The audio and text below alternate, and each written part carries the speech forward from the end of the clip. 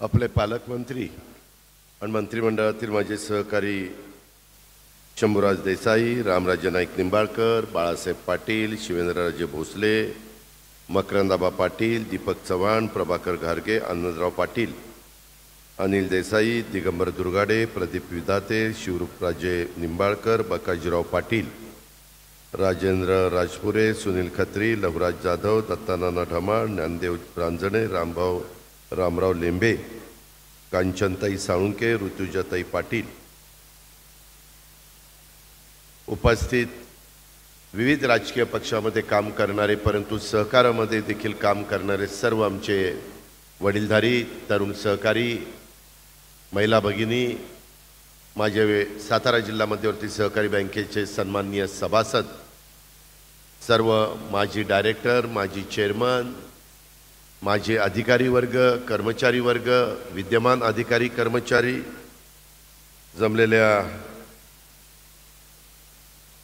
बंधू भगिनींनो आणि माझ्या तरुण मित्रांनो, आज आपल्याला आपल्या बँकेचे चेअरमन खासदार नितीन पाटलांनी आणि बँकेचे CEO आणि त्यांच्या सगळ्या टीमनी आपल्याला इथं बोलवलेलं आहे.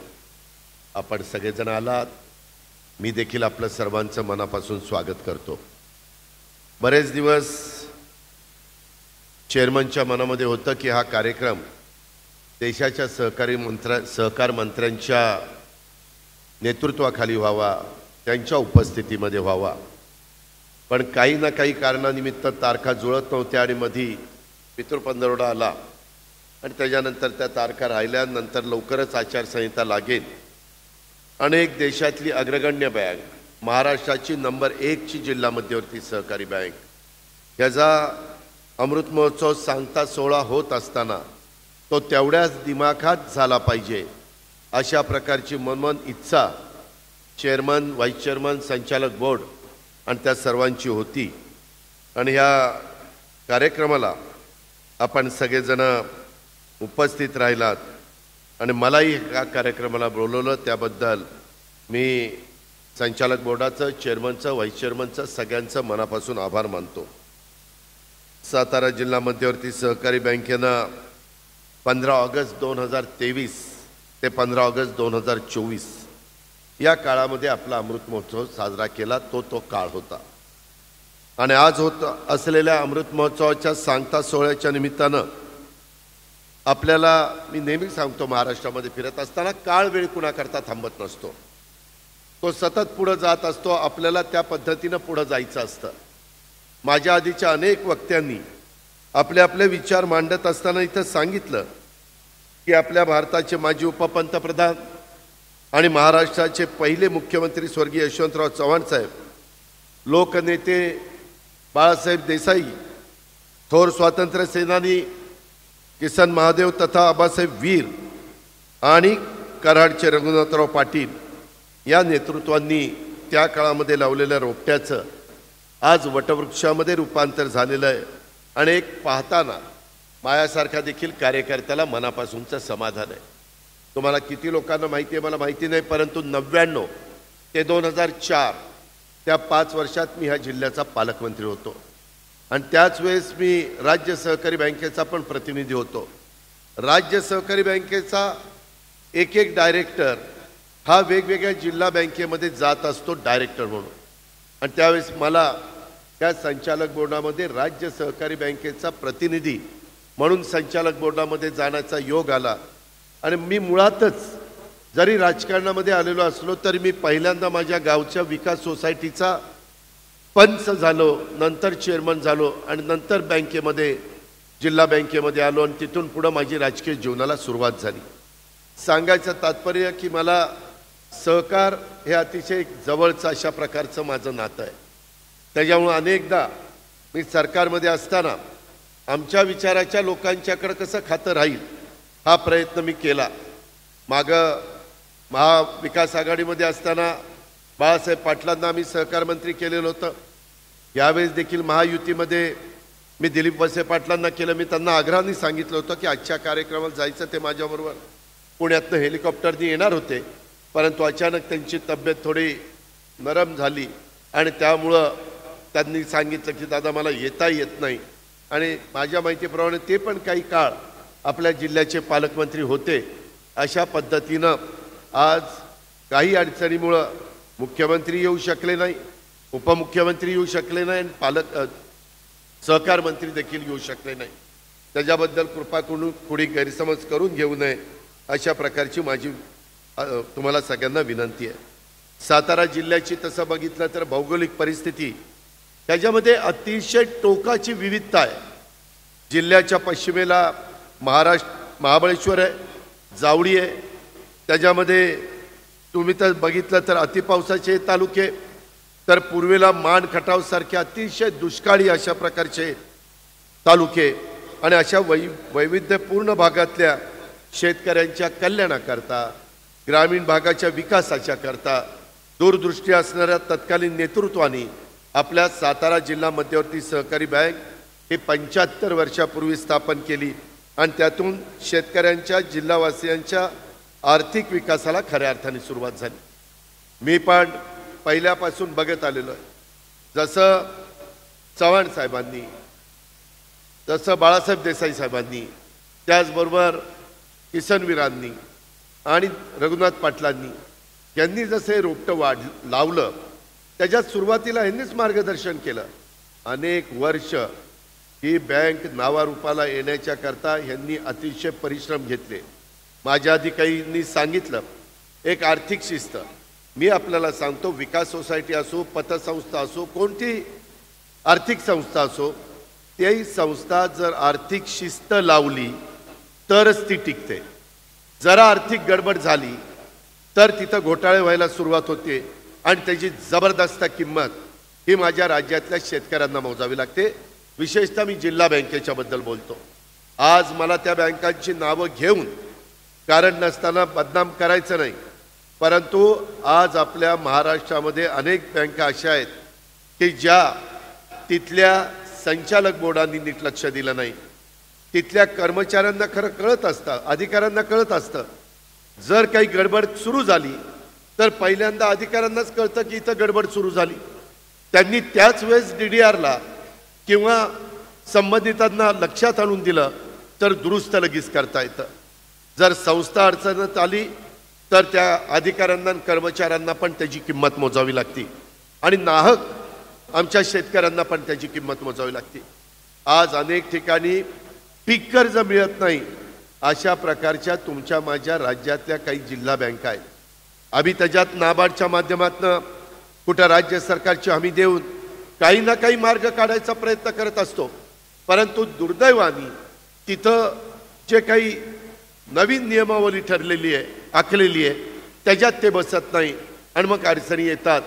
त्याकरता माझी नितीन पाटील असतील, त्यांचा संपूर्ण संचालक बोर्ड असेल, त्या सर्वांना विनंती आहे, त्याला पुढं कदापि दृष्ट लागून न देण्याचं काम यांनी पण करावं, आणि तुम्ही पण सभासदांनी करावं, हीच आग्रहाची, नम्रतेची, कळकळीची विनंती करतो. कारण असंच आज 75 वर्ष पूर्ण झाली, बघता बघता पुढं 100 वर्ष पूर्ण होतील. त्यावेळेस शतकोत्सव कार्यक्रम निश्चितपणे केला जाईल. त्यावेळेस सर्वांनी हजर राहावं अशी परमेश्वरची प्रार्थना करतो. पण काय होईल ते सांगता येत नाही, कारण काळाच्या नियतीच्या पुढं तुमचं माझं काही कुणाचं चालत नाही. शेवटी घडणारी घटना घडत असते, पण हे पुढं चालत राहणार. आज देखील मी ज्या वेळेस बँकांचा आढावा घेतो, सहकार्याच्या बद्दलची माहिती घेतो, सगळ्या बाबतीमध्ये पहिला क्रमांक महाराष्ट्रामध्ये सातारा जिल्हा मध्यवर्ती सहकारी बँकेने मिळवलेला आहे. इथं पुणे जिल्हा मध्यवर्ती सहकारी बँकेचे चेअरमन दिगंबर दुर्गाडे देखील बसलेत. त्यांचं डिपॉझिट जास्त आहे, पण बाकीची जे काही त्याच्यामध्ये टप्पे असतात त्यामध्ये आपली सातारा जिल्हा मध्यवर्ती सहकारी बँक ही नंबर 1ची बँक आहे. कारण दैदिप्यमान प्रगतीमध्ये या बँकेची स्थापनेपासून तुम्ही बघितलं तर सतत अ वर्ग ऑडिटचं आहे. NPAचं प्रमाण 17 वर्ष 0 आहे. असं कुठं तुम्हाला पाहायला मिळणार नाही जिल्हा बँकेमध्ये. ते ह्या जिल्हा बँकेने यश मिळवलेलं आहे.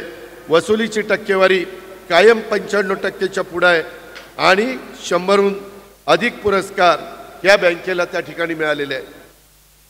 दुष्काळ पडतो, आपण पण दुष्काळाला सामोरं गेलेलो आहे, कधी ना कधी नैसर्गिक संकट येतं, परंतु त्याच्यातनं पण जाऊन सुलाखून आपली बँक पुढं त्या ठिकाणी गेलेली आहे, हे आपल्याला विसरता येणार नाही.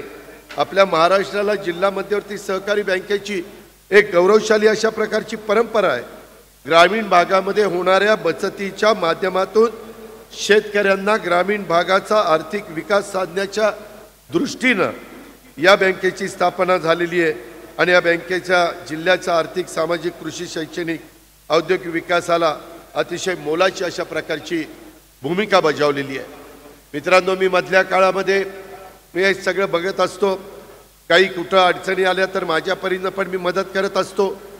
आज अमित शहा देखील सहकार मंत्री या नात्याने जेव्हा कधी काही अडचण सांगितली जाते त्यावेळेस सोडवली जाते.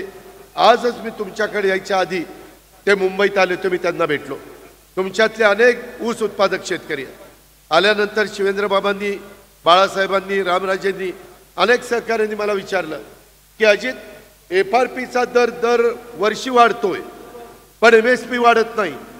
मी अमितभाईंना सांगितलं की अमितभाई काही करा, परंतु आता MSP वाढवा, कारण आम्ही आमच्या जिल्ह्यामध्ये चांगला भाव देण्याचा प्रयत्न करतो. शेतकऱ्यांच्या अपेक्षा आहे, त्याच्यातनं त्यांचा संसार आणि त्यांच्या मुलाबाळांचं भलं होत असतं. त्याकरता तुम्ही याच्यात लक्ष द्या. ते मला म्हणले, तू बघ 7 दिवसाच्या आत मी MSPचा भाव वाढून दाखवतो की नाही. ते दाखवल्यानंतर निश्चितपणे ऊसाला चांगला दर मिळाल्याशिवाय राहणार नाही, हे देखील माझ्या ऊस उत्पादक शेतकऱ्यांना मी सांगतो. मध्ये मुख्यमंत्री आलेले होते, माझी लाडकी बहीण, मुख्यमंत्री लाडकी बहीण योजनेला. मला येता आलं नाही कारण माझे पण राज्यात दौरे चाललेले. मित्रांनो, यावेळेसचा अर्थसंकल्प सादर करत असताना सभासदांनो फार विचारपूर्वक, मला पण तुमच्यामुळं, आमदारांच्यामुळं, पक्षाच्यामुळं अर्थमंत्री म्हणून 10 वर्ष कामाची संधी मिळाली. त्या 10 वर्षामध्ये मी पण माझ्या परीनं शिस्त लावण्याचा प्रयत्न करत असतो. शंभूराज देसाई इथं आहेत, त्यांनाही माहिती आहे की कुठलं खर्चिक बाब असेल तर CM DCM विचारतात की हो काय करायचं, कारण राज्य तर चाललं पाहिजे. प्रगतिशील राज्य आहे, देशातलं नंबर 1चं राज्य आहे, त्याच्यामध्ये उत्पन्न चांगलं आहे, शिवशाहू फुले आंबेडकरांच्या विचारांनी पुढे चाललेलं आहे. एक त्याला शिस्त लावून दिलेली आहे. सुसंस्कृत महाराष्ट्र कसा असला पाहिजे त्याची पण शिकवण त्यांनी त्या काळामध्ये दिलेली आहे.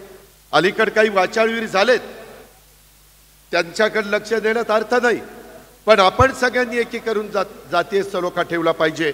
आणि हे करत असताना माझ्या मनात बरेच दिवस होते, जसं इथं 3 हॉर्सपॉवर, 5 हॉर्सपॉवर, 7.5 हॉर्सपॉवरचा माझा शेतकरी बसलेला आहे, मला वाटायचं की त्याच्या विजेचं बिल माफ केलं पाहिजे आणि त्याला मोफत वीज दिली पाहिजे. मागे 2003ला आम्ही दिली, त्यावेळेस पण मी मंत्रिमंडळामध्ये होतो, सुशीलकुमार शिंदे मुख्यमंत्री होते, आपल्याकडे दुष्काळ होता, 0 लाईट बिल दिलं. परंतु 2004ला पुन्हा विलासराव आले आणि ते म्हणले आपल्याला परवडणार नाही आणि पुन्हा लाईट बिल सुरू झालं. मित्रांनो, आज राज्यामधली परिस्थिती बदलली. शेतकरी बांधवांनो, आज 9,500 मेगावॉटची सोलरवर वीज निर्मिती आम्ही सुरू केलेली आहे. त्याच्यात 35,000 एकर जमीन दिलेली आहे सरकारी, आणि त्यांचे टेंडर मागवले. साधारण 6-8 महिन्यामध्ये तुमच्या माझ्या राज्याला 9 ते 9,500 मेगावॉट ही सोलरवरची वीज मिळणार आहे. आपलं टेंबू, ताकारी, म्हैसाळ, GA काटापूर, उरमोडी या ज्या काही उपसा सिंचन योजना आहेत त्याच्यावर आपलं बरंच काही अवलंबून आहे.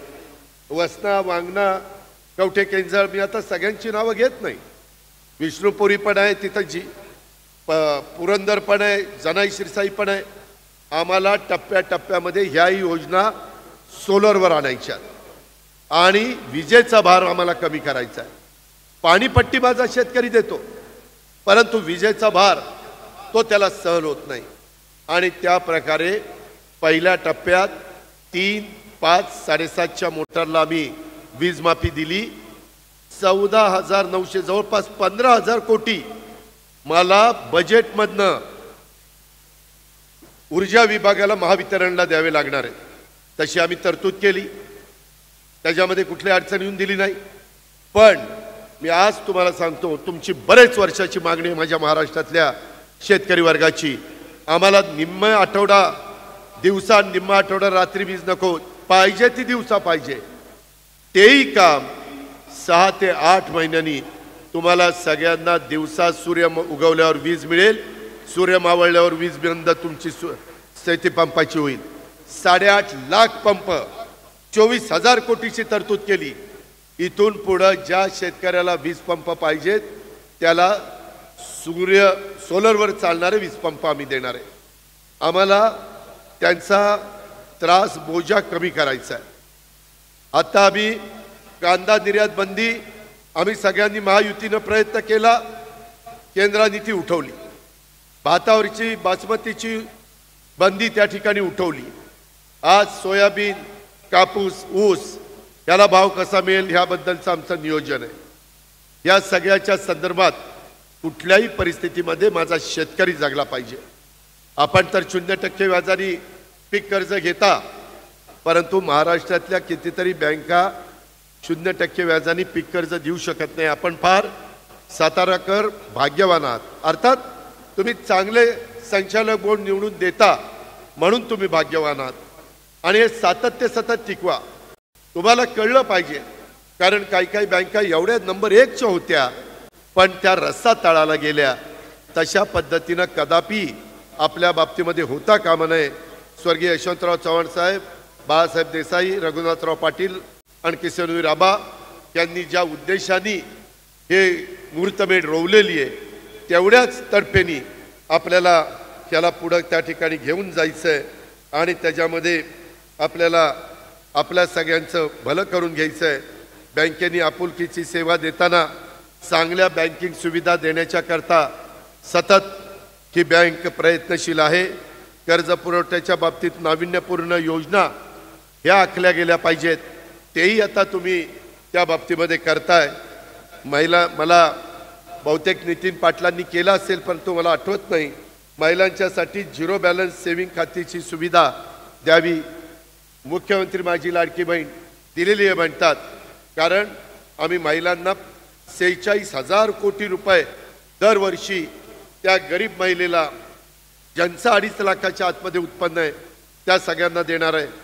शेतकरी बांधवांनो, सभासदांनो, यावेळेस महायुतीच्या सरकारने निर्णय घेत असताना जातीचा, पातीचा, नात्याचा, गोत्याचा विचार केला नाही. सर्व समाजाला शेतकऱ्यांना 5, 7.5 आणि 3 ला मोफत वीज दिलेली आहे. तुम्ही म्हणाल नुसतं सांगताय, 8 ते 10 दिवसाच्या आत तुम्हाला तुमचं बिल, मागची बाकी 0, आजची बाकी 0, पुढचं बिल 0 असं बिल तुम्हाला देणार. मुख्यमंत्र्यांचं, उपमुख्यमंत्र्यांचं, माझं आणि मंत्रिमंडळाचं ठरलेलं आहे. तशा पद्धतीनं बिलाचा सॅम्पल पण आमच्याकडे आलेलं आहे. त्याकरता काळजी करू नका. आणि ह्या तात्पुरत्या योजना नाहीत, ह्या लॉंग टर्मच्या योजना आहेत. त्याच्या संदर्भामध्ये या योजना देणाऱ्यांना पुढच्या काळामध्ये कुणाला संधी द्यायची, कुणाला संधी नाही द्यायची, हा घटनेचे शिल्पकार डॉक्टर बाबासाहेब आंबेडकरांनी तुम्हाला अधिकार दिलेला आहे. त्या अधिकाराचा वापर माझ्या मायमाऊली इथं बसल्यात, माझ्या बहिणी इथं बसल्यात, त्यांनी पण चांगल्या पद्धतीनं करा. आणि माझे बांधव पण इथं आहेत, त्यांनी पण चांगल्या पद्धतीनं त्या ठिकाणी करावा. म्हणजे पुढेही 5 वर्षाच्या करता या योजना चालू राहण्याचा शब्द ह्या अमृत महोत्सवाच्या सांगता समारंभाच्या निमित्तानं मी या ठिकाणी देतो. आपण त्याबद्दल काळजी करू नका. आम्हाला पण अनेक प्रकारचा अनुभव आहे. शेवटी संस्था कशा चालल्या पाहिजेत, माझ्याही भागातल्या संस्था, तुम्ही साखर कारखाने घ्या किंवा तुम्ही जिल्हा बँक घ्या किंवा कुणा इतर संस्था घ्या, आम्ही अतिशय चांगल्या संस्था चालवण्याचा प्रयत्न करतो. आमच्या 2 कारखान्यांनी काय भाव दिलेत तेही तुम्ही बघितलेले. ते भाव तुम्हाला सांगून मी यांना कुणाला अडचणीत आणत नाही, परंतु या पद्धतीनं माझ्या शेतकऱ्यांना मोबदला मिळाला पाहिजे, शेतकऱ्यांचं भलं झालं पाहिजे. माझ्या बांधवांच्या करता परवाच्या कॅबिनेटला आम्ही निर्णय घेतला की दूध उत्पादक शेतकऱ्याला जो दर मिळतोय तो कमी मिळतोय. 5 रुपये लिटरला आम्ही अनुदान वाढवलं. आज 1 ऑक्टोबर, 2 ऑक्टोबर कालपासून शेतकऱ्यांनो 1 ऑक्टोबरच्या दुधाला देखील तुम्हाला मिळणाऱ्या दरापेक्षा 7 रुपये अनुदान हे सरकारकडनं जास्त देण्याचा निर्णय आम्ही घेतलेला आहे. चांगला व्यवसाय करा, चांगला धंदा पाणी करा, चांगली काळ्या आईची सेवा करा. पाण्याच्याबद्दल देखील अतिशय महत्त्वाचे निर्णय आम्ही घेतलेले आहेत. ते सांगून मी आपला सगळ्यांचा वेळ घेत नाही. कधीतरी संधी मिळाली तर ते पण सांगण्याचं काम करेल, कारण आता पुढं 2-1.5 महिने हेच काम आम्हाला करायचं आहे. बाकीचं सहकार हा आपल्या राज्याच्या विकासाचा पाया आहे. तो पाया आपण टिकवला पाहिजे. स्पर्धेचं युग आहे. परदेशी बँका, परराज्यातल्या बँका, परजिल्ह्यातल्या बँका, परतालुक्यातल्या बँका, अशा अनेक बँका अनेक ठिकाणी उघडू शकतात आणि त्या स्पर्धा करू शकतात. त्यावेळेस माझी नावाजलेली सातारा जिल्हा मध्यवर्ती सहकारी बँकेची जी घोडदौड आहे ही अशीच राहण्याच्या शुभेच्छा या अमृत महोत्सवाच्या सांगता समारंभाच्या निमित्तानं देतो. या बँकेमध्ये काम करत असताना मला आवर्जून आज स्वर्गीय लक्ष्मणराव तात्या पाटील, स्वर्गीय अभयसिंहराजे भोसले साहेब, स्वर्गीय विलास काका पाटील यांची आठवण आल्याशिवाय राहत नाही. मी त्यांचं स्मरण करतो, त्यांना भावपूर्ण श्रद्धांजली अर्पण करतो. अनेकांची नावं घेता येतील, परंतु या बँकेच्या एकंदरीत नंतरच्या वाटचालीत यांनी फार महत्त्वाची भूमिका बजावली आणि त्या बँकेची शिस्त ही कुठेही बिघडू न देण्याचं काम केलं. ज्यावेळेस आपली इमारत आतल्या बाजूला होती त्याही काळामध्ये विलास काकांच्या नेतृत्वाखाली ही बँक कशी चाललेली आहे ते मी स्वतः संचालक या नात्याने अनुभवलेलं आहे. अभयसिंहराजेंनी पण सहकार मंत्री या नात्याने अतिशय मनापासून या बँकेला भरभरून देण्याचा प्रयत्न केलेला आहे. आणि लक्ष्मणराव तात्यांचा स्वभाव तर आपल्याला सगळ्यांना माहितीच होता. अतिशय सडेतोड अशा प्रकारचा स्वभाव, परंतु संस्थेच्या बाबतीमध्ये कुठेही कॉम्प्रोमाइज तात्या करायचे नाहीत आणि त्याच्यामुळं त्यांच्या आठवणी आल्याशिवाय राहत नाही, हेही मी आपल्या सगळ्यांच्या समोर नमूद करतो. आज मागे आमचे शिवेंद्रबाबांनी पण अनेक वर्ष चेअरमन म्हणून इथं काम केलेलं आहे, चांगल्या पद्धतीनं काम केलेलं आहे. आज आमचे खासदार नितीन पाटील करतायत. आमचे तिथं मनापासून त्यांना आशीर्वाद देण्याचं काम त्या बाबतीमध्ये इथं चाललेलं आहे. हे पण मी कदापि त्या ठिकाणी विसरू शकत नाही, कारण मी बघत असतो की फार बारकाईनं लक्ष स्वतः रामराजे नाईक निंबाळकर साहेबांचं तिथं असतं. तुम्ही सगळ्यांनी मिळून अशाच पद्धतीनं या बँकेची वाटचाल पुढं त्या ठिकाणी चालू ठेवावी. जिथं कुठं आमच्यासारख्या कार्यकर्त्याची थोडी बहुत कधी मदत लागली तर केव्हाही अशा पद्धतीनं मदत करायला आम्ही तयार आहोत. अमृत महोत्सवाच्या सांगता सोहळ्याच्या निमित्तानं पुन्हा एकदा मी तमाम माझ्या सभासदांचं, तमाम माझ्या विविध कार्यकारी सेवा सोसायटीच्या पंच कमिटीचं, तिथल्या सगळ्या माझ्या सभासदांचं, सचिवांचं, तसंच बँकेचे CEO, बँकेची सगळी त्यांची टीम आणि संचालक बोर्ड या सर्वांचं अभिनंदन करतो. आज अमृत महोत्सवाची सांगता झाली असली तरी उद्यापासून आपली शतक महोत्सवाच्या दिशेने वाटचाल सुरू होणार आहे. त्यासाठी देखील आजच बँकेला आणि आपल्याला सगळ्यांना मनापासून हार्दिक शुभेच्छा देतो आणि या ठिकाणी थांबतो. जय हिंद, जय महाराष्ट्र, जय सहकार.